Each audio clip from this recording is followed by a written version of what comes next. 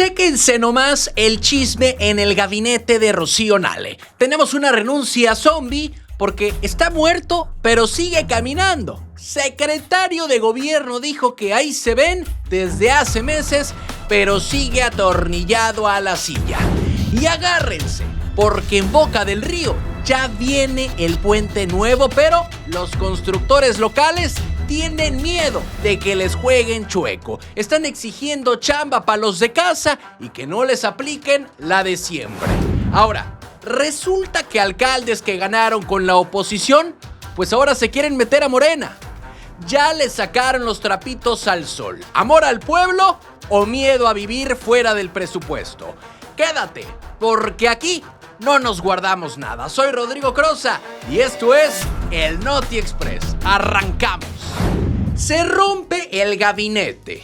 En Veracruz, la Secretaría de Salud vuelve a estar en pausa. Y no por una emergencia médica, sino por una renuncia que existe, pero no camina. El titular, Valentín Herrera, entregó su salida desde hace meses, pero sigue sentado en la silla. Y cuando eso pasa en política, no es casualidad. Importa porque salud no es cualquier área. Es dinero, es operación y es desgaste diario. Él desde noviembre me entregó su renuncia. Yo le dije que se esperara, pero el tiempo que vaya a estar aquí, pues muy agradecida. Y aquí el ruido no está en si se va o se queda. El ruido está en el limbo, en esa sensación de, pues ahí sigue, pero ya no. Y eso, dentro de una dependencia tan pesada, se siente, se filtra y se comenta en pasillos y hospitales. La pregunta no es ¿cuándo se hará oficial? La pregunta es ¿qué está pasando mientras tanto? La gobernadora ha sido clara en el discurso. Agradecimiento, reconocimiento profesional, respaldo personal, y eso no se contradice con una realidad operativa más compleja. Porque una cosa es el prestigio médico y otra muy distinta es mover una secretaría con miles de trabajadores y problemas heredados. El tema no parece ser la intención. Las ganas están, pero la maquinaria no responde, igual cuando quien dirige ya tiene un pie fuera. Y en salud, cuando la cabeza duda, el cuerpo se paraliza. Desde dentro del propio movimiento se reconoce que el área administrativa ha sido el verdadero cuello de botella. No es nuevo, pero ahora ya pesa más. El episodio de los bonos navideños lo dejó claro. El dinero estaba, el problema fue el trámite, la ejecución, la famosa ineficiencia administrativa que nadie quiere cargar, pero que siempre termina explotando arriba. Y ahí fue donde se encendieron las alertas, no por el bono en sí, sino por lo que evidenció. Desorden interno, falta de control y una cadena de mando que no resolvió a tiempo. Y cuando la gobernadora dice que habrá cambios, no habla desde el enojo, habla desde la necesidad de que las cosas funcionen. Y en ese contexto, pues la renuncia en pausa cobra otro sentido. Y no suena a ruptura, suena a transición mal amarrada, a decisión tomada pero no ejecutada, a un relevo que no llega mientras los problemas siguen llegando. Además, está el factor externo, porque el interés de que el secretario regrese a su espacio natural existe. Y eso también presiona, no políticamente, pero sí operativamente. Salud no se puede administrar con interinatos emocionales. Hoy, Valentín Herrera sigue, mañana quién sabe, y ese quién sabe es justo el problema, porque en Veracruz, cuando salud se detiene, la factura no la pagan los escritorios, la paga la gente. Así que la crítica no viene de afuera, viene de la propia realidad del sistema. Y aquí no hay villanos ni tampoco héroes. Hay una secretaría pesada, una renuncia congelada y una administración que necesita definiciones, porque en política y en salud, todavía más, lo indefinido también enferma. ¿Cansados de las mismas noticias de siempre? ¿Con los mismos de siempre? Aquí lo contamos sin rollos, directo y diferente. Dale click a la campanita, suscríbete y entérate de lo que de verdad está pasando en Veracruz y en la política. Noticias locales. El puente de Boca del Río ya tiene dueño. Sí, en Boca del Río ya se habla del nuevo puente antes de que exista el primer trazo. Y no es por capricho. es porque cada gran obra en Veracruz abre la misma pregunta: ¿quién la va a construir y bajo qué reglas? Hoy, los constructores locales ya levantaron la mano. Así que el tema importa porque no se trata solo de concreto y acero. Se trata de dinero público, de empleo regional y de si las obras estratégicas se quedan en casa o se van en paquetes cerrados. La intriga está ahí. ¿Habrá piso parejo o solo expectativa?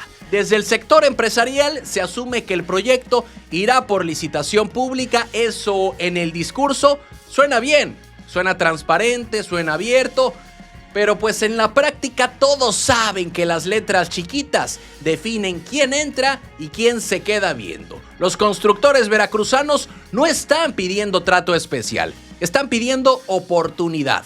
Asociarse si es necesario, participar por tramos desde el diseño hasta la ejecución, y lo que buscan es no quedar fuera desde el arranque como siempre ha pasado. Aquí el mensaje es claro: hay capacidad instalada, hay experiencia y hay interés. Falta ver si habrá interés pues del otro lado de parte del gobierno. El contexto no es menor. En los últimos meses han cerrado empresas formales y la informalidad ha ido creciendo. No es un fenómeno nuevo, pero sí uno que aprieta más cuando la obra pública se desacelera o se concentra. El empresario formal carga impuestos, carga cuotas y carga obligaciones. El informal no. Y cuando las grandes obras no llegan al circuito local, el golpe se siente doble. Y si un discurso ha tenido la gobernadora desde que llegó a Veracruz, ha sido justamente el darle empleo a los empresarios veracruzanos. No a uno, a los empresarios veracruzanos en plural.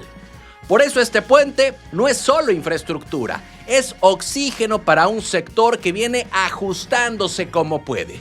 Desde la Cámara de la Construcción, el discurso ha sido constante: capacitación permanente y preparación técnica. No improvisar, estar listos, pero la preparación no garantiza participación si el diseño del proyecto no lo permite. El problema no parece ser la intención del gobierno. El tema está en cómo se arma la licitación, cómo se dividen los paquetes y qué tan abiertas quedan las puertas. Porque hemos visto este mismo juego de siempre que termina siempre afectando al empresario veracruzano. Y ahí es donde se juega todo.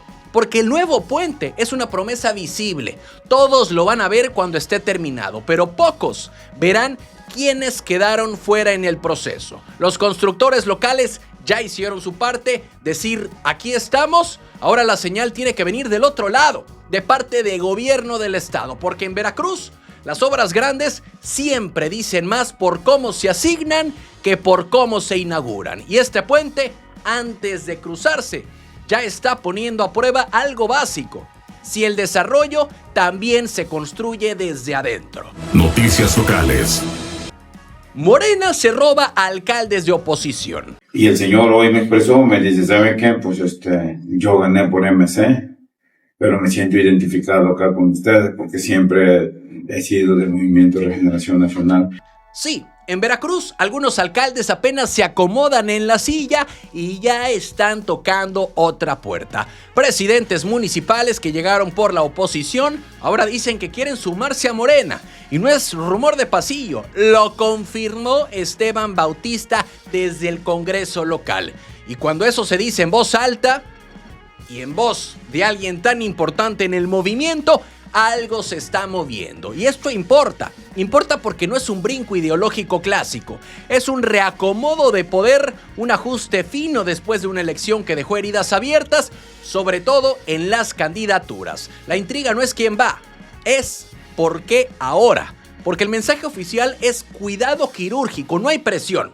No hay jaloneo, no hay operación, cada quien decide, y eso dice la narrativa.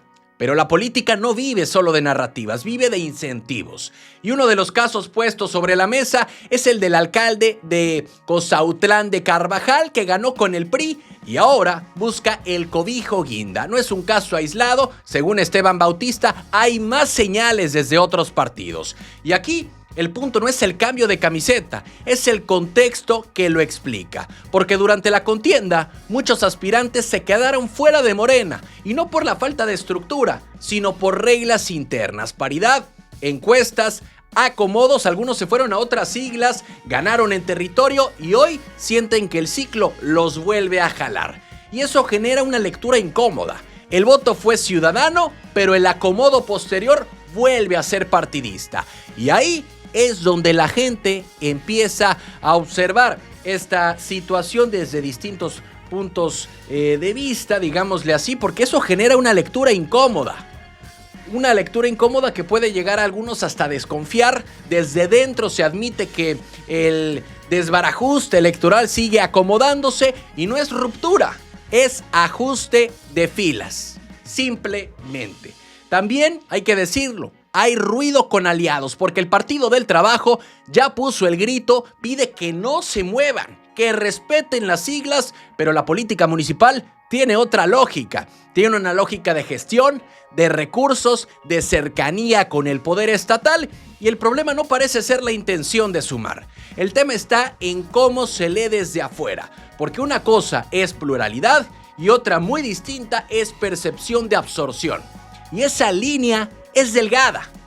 Así que Esteban Bautista insiste en que no anda reclutando, que viene de movimientos sociales, no de operaciones políticas ni partidistas, y puede ser.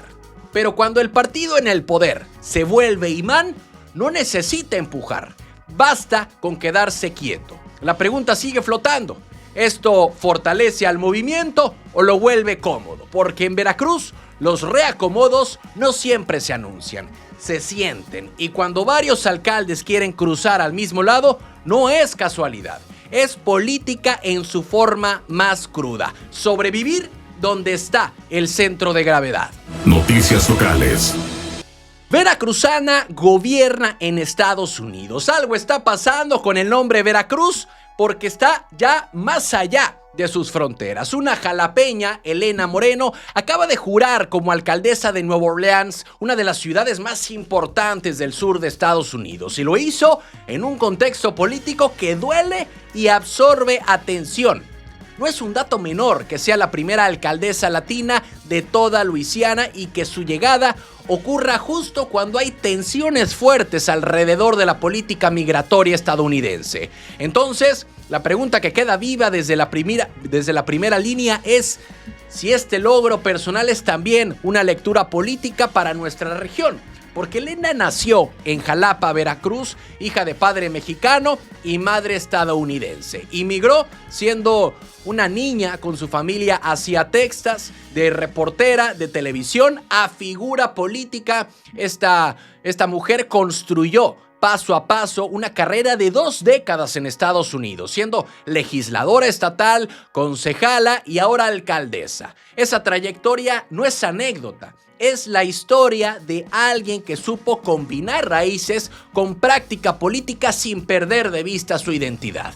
¿Qué significa esto para Veracruz? Bueno, que una veracruzana pueda ocupar un cargo ejecutivo muy visible fuera, cuando aquí muchas veces las oportunidades están cerradas por dinámicas internas, pues es algo importante de analizar, porque el contexto en Nueva Orleans no es cualquiera.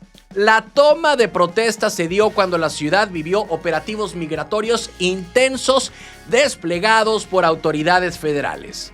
Elena llega a gobernar en medio de tensiones entre órdenes federales y ciudades demócratas que intentan proteger a sus comunidades migrantes. Y ahí el dato se vuelve político, porque su liderazgo no solamente es simbólico, también es funcional en medio de crisis reales de seguridad y de cohesión social. Al asumir el cargo estuvo presente la ex vicepresidenta Kamala Harris, consolidando un gesto explícito de respaldo político nacional. ¿Y qué nos deja esto en casa? Bueno, primero la visibilidad internacional de un veracruzano que rompe techos de cristal. Segundo, la lectura de que para migrantes y sus familias, pues los procesos políticos pueden ser horizontales, no verticales. Y tercero, que Veracruz también exporta talento. Y no solo talento, sino liderazgos. Porque cuando las condiciones y los contextos lo permiten, ahí está nuestro estado. Y no solo es una veracruzana que triunfó allá, es alguien cuyo resultado electoral y político desafía lecturas simplistas sobre movilidad, sobre identidad, sobre representación, y que una jalapeña gobierna en Nueva Orleans nos invita a repensar qué oportunidades se construyen aquí, cómo se leen las historias de migración y qué significan estos logros para los que se quedaron. Porque a veces la política más potente no es la que pasa en casa, sino la que ocurre cuando los de Veracruz se abren camino en espacios que parecían cerrados. Noticias locales. Robo sacude Plaza del Puerto de Veracruz. La mañana se rompió en la zona comercial de Díaz Mirón porque en Veracruz Puerto, cuando un intento de asalto en la sucursal BBVA dentro de Plaza Cristal fue lo que activó sirenas, patrullas y miradas inquietas. Lo que suele ser rutina de compras y trámites bancarios cambió de tono en minutos. Desde temprano, la presencia policial llamó la atención de clientes y locatarios. Nadie tenía claridad de qué pasaba, solo que algo había ocurrido dentro del banco y que la seguridad se movía rápido. De acuerdo con los primeros reportes, el intento de robo ocurrió en las primeras horas del día este mismo lunes. El aviso activó protocolos de emergencia y el despliegue de policía estatal y policía naval en accesos y alrededores de la plaza. Las unidades se colocaron en puntos estratégicos mientras el movimiento comercial se ralentizaba. Algunas personas optaron por retirarse, otras esperaron información observando a distancia, pero hasta el momento se informó la detención de una persona relacionada con estos hechos. La autoridad no ha detallado su situación ni cómo se dio la captura dentro del operativo. Al mismo tiempo, se mantiene la búsqueda de un segundo individuo, señalando como posible cómplice. Esa parte es la que mantiene activo el dispositivo de seguridad y pues bueno, explica la continuidad del despliegue. En el lugar se confirmaron daños materiales en la sucursal bancaria, también se reportaron afectaciones en un negocio de helados contiguo, sin que se haya precisado el alcance de los daños. No se ha confirmado si hubo personas lesionadas. Lo que se sabe hasta ahora es que el área fue acordonada para permitir las diligencias correspondientes y la revisión del sitio. Personal ministerial acudió para realizar peritajes y recabar indicios que ayuden a esclarecer lo ocurrido y dar con la persona que falta por ubicar. Mientras tanto, el acceso a algunos puntos de Plaza Cristal permaneció parcialmente restringido con vigilancia constante y circulación controlada. Pero bueno, la escena deja una pregunta abierta en una zona acostumbrada al flujo diario. ¿Cómo un intento de asalto altera en cuestión de minutos la calma de un espacio común? Por ahora, la información sigue en desarrollo. Noticias locales.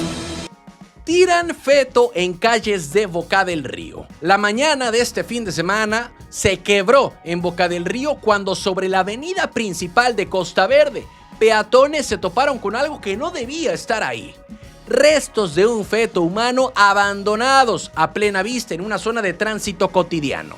El hallazgo alteró la rutina de quienes caminaban o circulaban por el área y lo que suele ser paso hacia trabajo o escuela se volvió un punto de silencio y espera. ¿Por qué espera? Pues bueno, porque de acuerdo con los primeros reportes, personas que caminaban por la avenida Ruiz Cortines detectaron los restos y dieron aviso a las autoridades. Minutos después, elementos de la Secretaría de Seguridad Pública y de la Policía Municipal acudieron al sitio justo en las inmediaciones del complejo C5.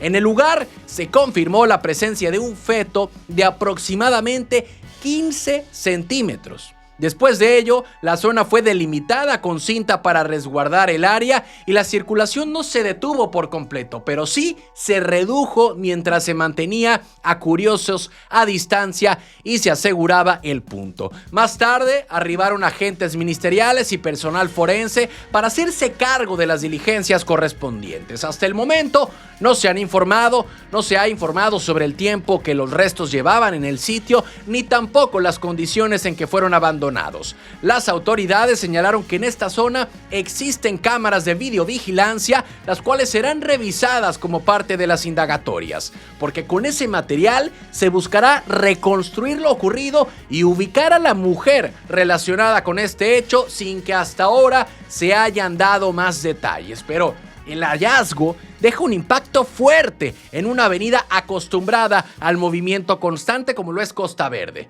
Por ahora, la información sigue en proceso y el caso permanece abierto. Vecinos permanecieron atentos mientras se retiraban los cordones de seguridad, con la sensación de incertidumbre que deja un hecho así en un espacio compartido, donde la normalidad tarda en acomodarse.